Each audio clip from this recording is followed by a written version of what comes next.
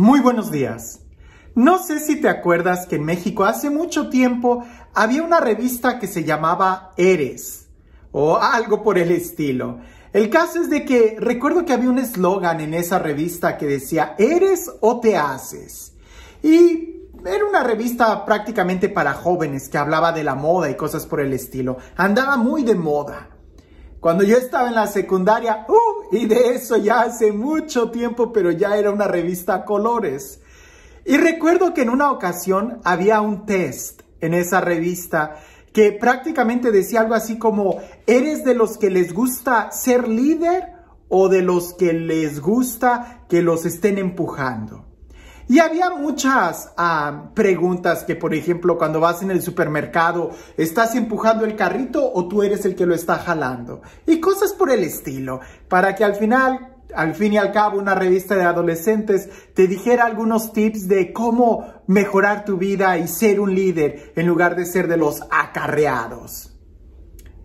Cuando leía este evangelio me acordé de aquel entonces, de aquel test, porque en esa época, cuando esa revista había llegado a mis manos, que la traían ahí mis compañeros, pues era la época en donde yo estaba totalmente metido en la iglesia, en donde yo quería aprender más y más. Y recuerdo que cuando leía ese test, que estaba muy comentado entre mis compañeros, yo me preguntaba, ¿hubiera algún test psicológico o más bien un test espiritual que nos pudiera decir cómo estamos en la vida espiritual? Si somos de los que estamos al frente o si somos de los que estamos atrás. Si somos de los que estamos abiertos escuchando la dirección para guiar o si somos de los que preferimos que mejor nos guíen y nos lleven y nos digan qué hacer. Sería interesante saber si hubiera algún test que nos ayudara a discernir espiritualmente cómo estamos. Pues bien, te lo digo. Cuando leí este evangelio me acordé de aquel entonces, porque creo que aquí está la respuesta. Si leemos atentamente este evangelio, vamos a poder descubrir mucho en qué parte de nuestra vida espiritual estamos. Si somos de los que estamos adelante guiando o si somos de los que estamos siendo empujados. Y creo que cualquiera que sea tu pensamiento, te va a sorprender el escucharlo. Porque las características no son si estamos al frente o si estamos atrás. Recuerda que las matemáticas de Dios no son como nuestras matemáticas. Escuchemos el evangelio. Dice así. En aquel tiempo, Jesús propuso a sus discípulos este ejemplo. ¿Puede acaso un ciego guiar a otro ciego? ¿No caerán los dos en un hoyo? El discípulo no es superior a su maestro, pero cuando termine su aprendizaje, será como su maestro. ¿Por qué ves la paja en el ojo de tu hermano y no la viga que llevas en el tuyo? ¿Cómo te atreves a decir a tu hermano, déjame quitarte la paja que llevas en el ojo, si no adviertes la viga que llevas en el tuyo? ¡Hipócrita!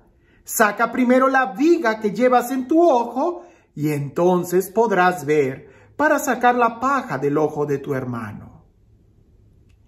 Si nosotros leemos atentamente este texto, vamos a descubrir cuáles son las características de alguien que es capaz de guiar a otro. Y te vas a sorprender, pero si lo leemos detenidamente, resulta que la característica de aquel que puede guiar a otro es que precisamente se deja guiar primero. Jesús aparentemente le está hablando a algunos que se creen líderes y Jesús les dice, ¿líder? ¿Cómo puedes guiar a otros si tú estás ciego? Primero déjate guiar, primero déjate corregir, primero tienes que vivir como discípulo antes de pretender ser maestro. Si nosotros hacemos las preguntas, ¿eres de los que empujas o de los que te empujan, de los que guías o de los que te dejan guiar o de los que te están guiando? ¿Estás caminando o estás estancado? Usualmente en la vida material es fácil que nosotros podamos distinguir esto. ¿Soy líder? Soy líder cuando empiezo a estar al frente de proyectos. Pero en la vida espiritual no es así. El que es verdaderamente líder es el que primero aprende, el que primero es discípulo, el que primero deja que le quiten la paja de su ojo. Y con esa actitud es cuando entonces podremos ayudar a otros, no por estar al frente de un proyecto, sino porque estamos dando testimonio. Entonces, aquí los test no aplican. No hay preguntas que nos puedan ayudar a poder distinguir si somos líderes o no, si estamos guiando a otros o no. Más bien la única pregunta que se nos puede hacer es, ¿eres capaz de ver?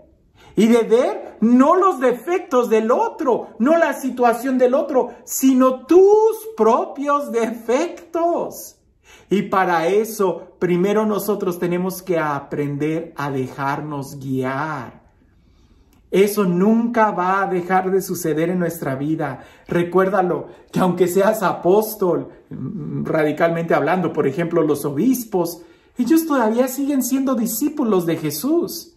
Aunque tú estés al frente de un ministerio, tienes que reconocer y tener la actitud de seguir aprendiendo, de seguir dejándote guiar por el Espíritu Santo, ¿sí? Y también por la autoridad competente. En el momento que tú creas que ya te las sabes todas, y como dicen por ahí, que mis pistolas son las únicas que disparan aquí, pues entonces ya perdiste.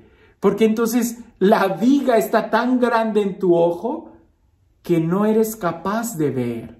Sí, puedes ver los errores de los demás, pero precisamente ahí es donde radica quizás tu ceguera, que por estar viendo allá, no te das cuenta de lo que tú tienes. Aquí en Estados Unidos hay un refrán que dice que el pasto de la casa del vecino siempre está más verde que el tuyo. ¿Por qué? Porque parece que así es. Somos capaces de ver lo demás, pero no somos capaces de mirar lo nuestro. Por andar viendo el plato de tu vecino, se te va a caer a ti la sopa. Más bien, descubre cuáles son los errores, las fallas que tú tienes. Déjate guiar por el Espíritu Santo y así, dejándote guiar por Él, va a ser cuando seas capaz de guiar a otros. Ahora, si por ahí hay alguien que dice, no, yo prefiero ser siempre discípulo, nunca apóstol, yo prefiero ser siempre dócil y que me guíen y nunca guiar, pues entonces también estás un poco ciego, porque la guía del Espíritu Santo te va a llevar a que tomes responsabilidades. Recuerda que una de las preguntas que Dios hace a la humanidad es, ¿dónde está tu hermano? Pero la mejor forma de ayudar al hermano es quítate tu viga. Quita primero la viga que tienes en tu ojo. No trates de ayudar al hermano si primero no te ayudas a ti mismo. Como dicen por ahí, cuando tú te subes a un avión, la azafata o quien está dando las instrucciones dice muy claro que en el momento en que la cabina cambie de presión atmosférica, van a caer unas máscaras.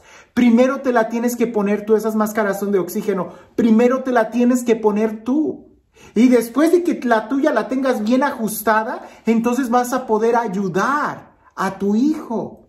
Nunca trates de ayudar a tu hijo antes que a ti. Porque puede ser cuestión de segundos que un golpe se te va el oxígeno, le pusiste la máscara a tu hijo, pero tú te noqueas y te desmayas. Y entonces, ¿qué es lo que va a hacer el hijo? El hijo va a tratar de ayudarte y el hijo va a quitarse aquello que le estorba para ayudarte y entonces los dos se van a desmayar. Por eso, una vez que tú ya estés asegurado, vas a poder ayudar al otro, vas a poder hacerte cargo de tu hijo. En cambio, si tú te desmayas, ¿quién va a ayudar a tu hijo? Si tú no ves con claridad, ¿cómo vas a guiar al otro? Y la mejor forma de ver con claridad es déjate guiar por el Espíritu Santo, déjate corregir. Eso siempre va a ser parte de nuestra vida. ¿En qué momento vas a dejar de cometer errores? ¿Quieres saber qué es lo que va a suceder para que dejes de cometer errores? Te tienes que morir. Porque mientras estés vivo, vas a seguir cometiendo errores y vas a seguir necesitando de dirección. Vas a seguir necesitando ser discípulo. Aunque seas apóstol, no dejas de ser discípulo, de estar a los pies, de aprender del Maestro, de recibir la guía del Maestro, y así, con tu propio testimonio, será cuando podremos ayudar a los demás. Y este Dios, el Dios del amor, el Dios de la vida, el Dios de la paz, el Dios de la libertad, el Dios del perdón, de la misericordia, el Dios que nos guía, el Dios que nos da su Santo Espíritu para poder ver, que sea Él quien el día de hoy nos bendiga, en el nombre del Padre, del Hijo y del Espíritu Santo. Cuentan por ahí que en un monasterio, donde hay muchos monjes viviendo juntos, en una época pasada, se respiraba mucha paz en ese monasterio. Se sentía la presencia de Dios muy fuerte ahí entre los hermanos y ese monasterio gozaba de mucha fama. Hasta que llegó el día en donde parecía que era todo lo contrario. Empezaba a ser un ambiente muy hostil, se peleaban unos a otros, veían los defectos, todo mundo cometía errores, ya nadie vivía una vida angelical. Hasta que el abad, el superior, decidió ir a visitar otro monasterio y hablar con otro abad.